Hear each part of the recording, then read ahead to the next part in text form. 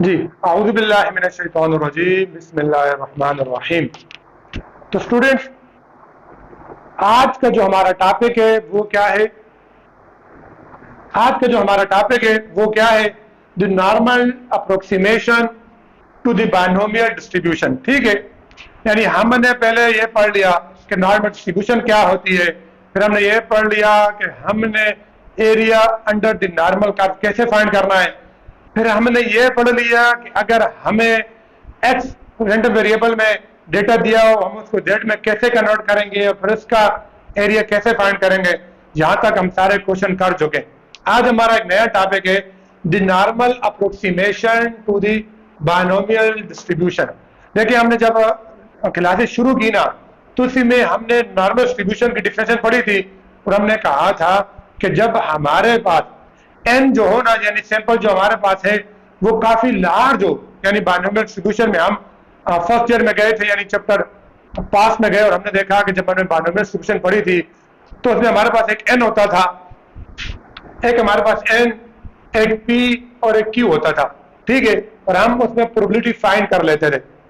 लेकिन हमने कहा कि जब हमारे पास एन बहुत लार्ज हो जाए और ये जो हमारे पास प्रोबेबिलिटी ऑफ सक्सेस है और ये जो प्रोबेबिलिटी ऑफ फेलियर है ये दोनों तकरीबन इक्वल रहे, यानी दोनों इक्वल हो, यानी ये भी 1/2 हो और ये भी तकरीबन 1/2 ही हो, तो उस सूरत में फिर हमारी जो बायनोमियल डिस्ट्रीब्यूशन है वो अप्रोच कर जाती है किसको? नॉर्मल को। यानी वो फिर बायनोमियल से केस बन जाता है किसका? नॉर्मल का। हमने ये सारी चीजें पढ़ी थी। अब देखते हैं कि अगर हमारे पास क्वेश्चन बायनोमियल का हो, क्वेश्चन किसका हो?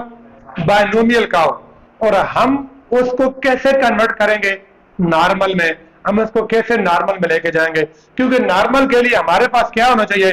नॉर्मल के लिए हमारे पास होना चाहिए एक म्यू और एक सिग्मा, यही था ना।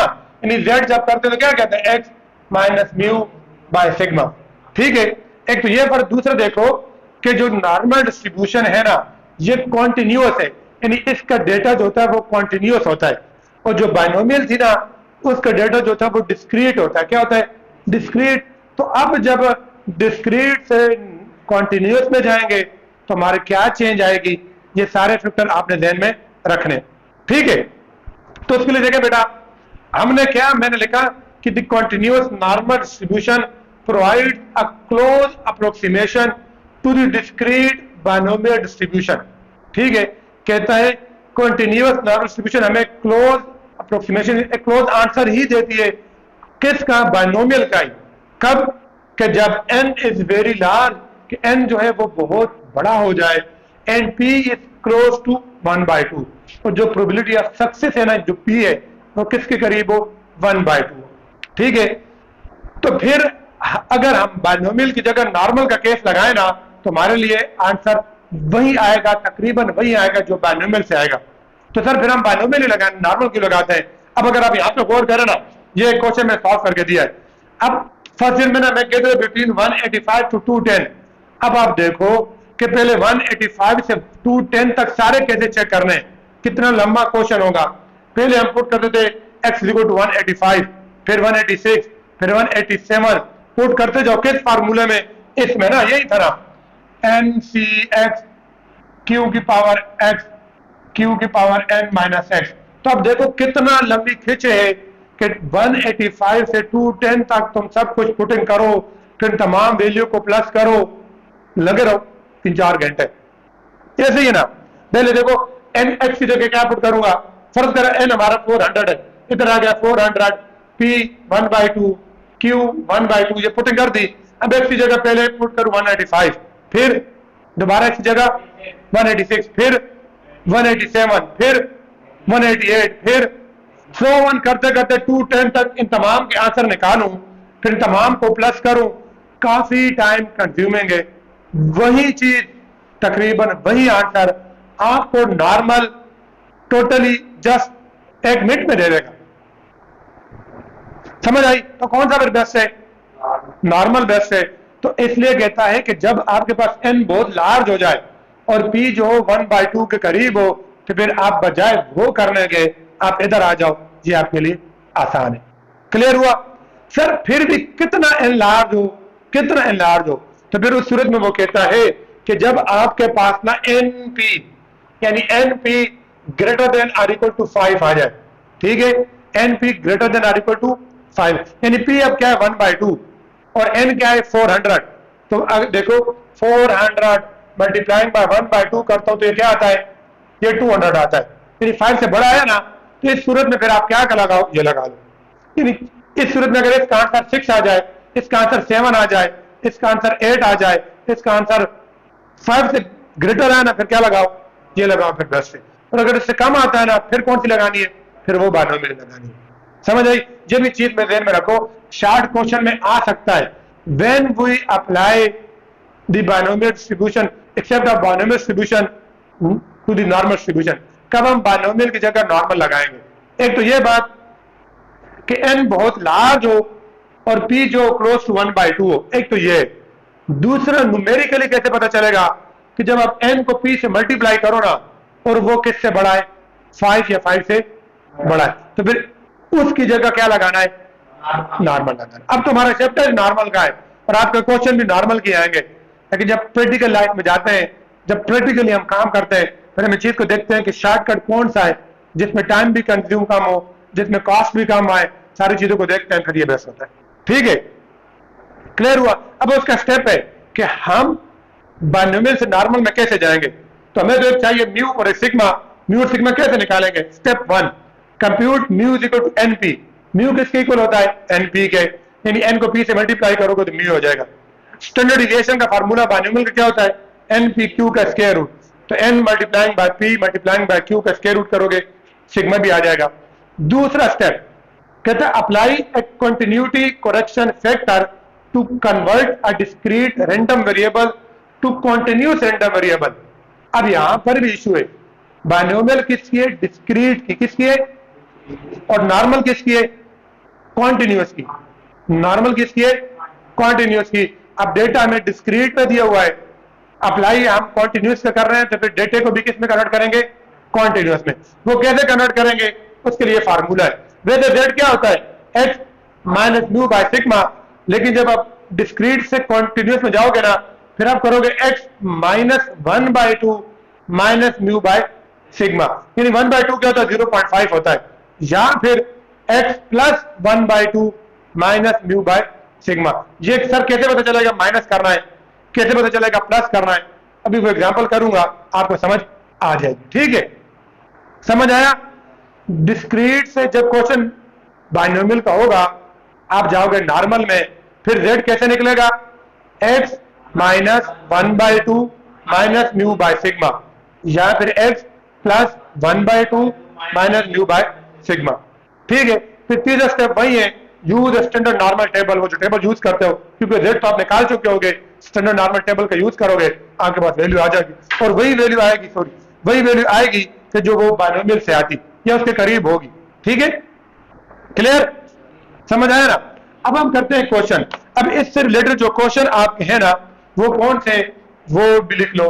रिलेटेड क्वेश्चन जो है ना, वो होंगे क्वेश्चन नंबर 20 से क्वेश्चन नंबर 22। ठीक है, ये जो क्वेश्चन है ना, ये आपके इससे रिलेटेड है। अच्छा, कौन कौन से, 20, 21, 22 आपकी बुक है। ठीक है, यानी आप कौन सी बुक पढ़ रहे हो, मजीद पब्लिशर्स की। ठीक है, यानी सलीम अख्तर की बुक हम पढ़ रहे हैं, ये देखें लिखा हुआ है मोहम्मद सलीम अख्तर। इस बुक को हम फॉलो कर रहे हैं, तो बहुत सारी पब्लिशर्स की बुक है, जैसे एक पंजाब टेक्स्ट बुक बोर्ड है, ऐसी एक कुरैशी ब्रदर्स की है, तो हम किसको फॉलो कर रहे हैं, मजीद। ये सबसे बेस्ट बुक है, इसमें ज्यादा क्वेश्चन पेपर बन रहा हो। ठीक है, अच्छा अब देखें, अब क्वेश्चन आप देखें और बुक में देखें। अब ये बुक पकड़े आप, अब किस तरह आपको नजर आएगा। अब क्वेश्चन नंबर 20 में कहता है a fair coin is tossed 400 time. कहता है कॉइन को टॉस किया गया 400 time, use the normal curve approximation to find the probability of obtaining. अब देखें इधर मुझे सिर्फ दिया हुआ है 400, क्या दिया हुआ है, 400। कहता है फेयर कॉइन को 400 दफा थ्रो किया गया, फेंका गया। ठीक है, तो फिर ये पी मैंने कहां से निकाल लिया, पी तो दिया ही नहीं हुआ क्वेश्चन में, कैसे पता चला कि पी 1/2 है, पी होता ही 1/2 है, क्योंकि कॉइन को जब टॉस करूंगा तो हेड आने के चांसेस तब भी 1/2 है, ना आने के चांसेस भी 1/2 है। तो इसलिए अगर P मेरा 1/2 है तो फिर Q भी मेरा क्या होगा, 1/2 होगा। अब हमने वो जो फर्स्ट स्टेप था ना, कंप्यूट म्यू और सिग्मा, तो मैंने निकाल लिया। Mu NP is equal to 400/1/2, 200 आ गया, और सिग्मा भी ये वैल्यू पुटिंग की, ये 10 आ गया। अब मेरे पास फार्मूला क्या है, z is x minus mu by sigma, और x इक्वल टू माइनस 200/10 आ गया। अब हमने डिस्क्रीट को किस में लेके जाना है, कॉन्टिन्यूअस में, दूसरा स्टेप। तो उसके लिए आप देखें, पहले क्वेश्चन में कहता है between 185 and 210 head inclusive, 185 and 210 head inclusive, इसकी प्रोबेबिलिटी ढूंढनी है। तो कहता है 185 भी शामिल है और 210 भी शामिल है, लेकिन डेटा हमारा क्या है, डिस्क्रीट है, इसको किस में लेके आएंगे, कॉन्टिन्यूअस में। तो वही चीज -1/2 प्लस 1/2, ठीक है। हाँ नहीं, अब उसको चीज को देखनी है ना। अब देखें बिटवीन है, तो इधर माइनस कर दो, इधर प्लस कर दो, ठीक है। दोनों के दरमियान में ना, इधर -1/2 हो जाएगा, इधर +1/2 हो जाएगा। देख मैंने क्या लिखा, between head inclusive considering the data is continuous, it follow the between 185 and 210 head inclusive can be considered 185, 184.5 and 210.5। इधर ना ये देखें, बात वही बनेगी कि जब मैं लिखता हूं x minus 1/2 minus mu by sigma, तो x क्या है मेरे पास 185.0.5 माइनस 200, तो 185 में से 0.5 निकालू तो क्या आता है, 184.5 ही आता है ना। तो बजाय ये चीज लिखने के ना, बस आप ध्यान में रखो कि 0.5 कम कर देना है, 0.5 बढ़ा देना।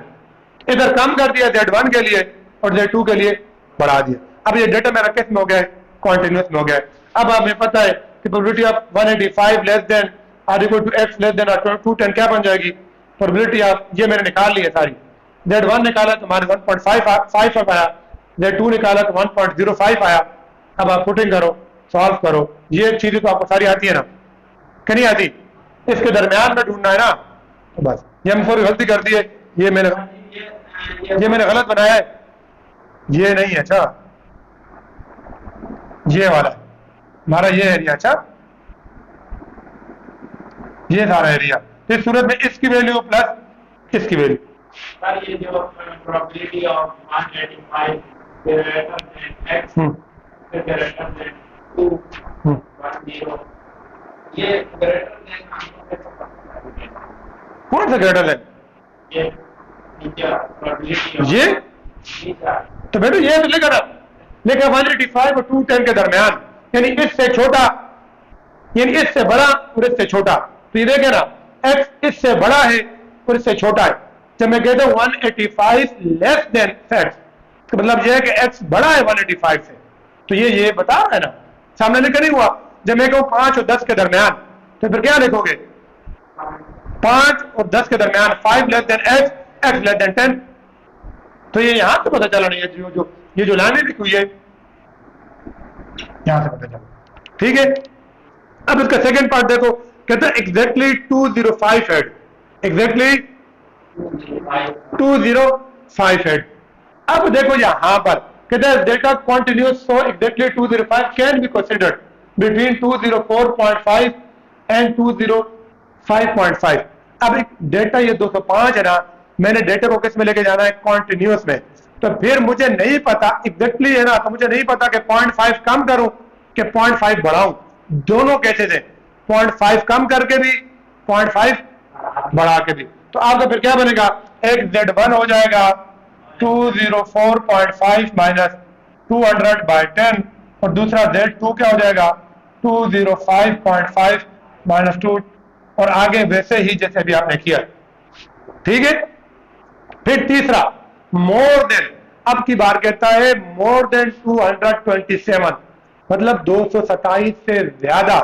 तो समझ आओ ज्यादा के लिए मैं क्या करूंगा, प्लस ही करूंगा, ठीक है।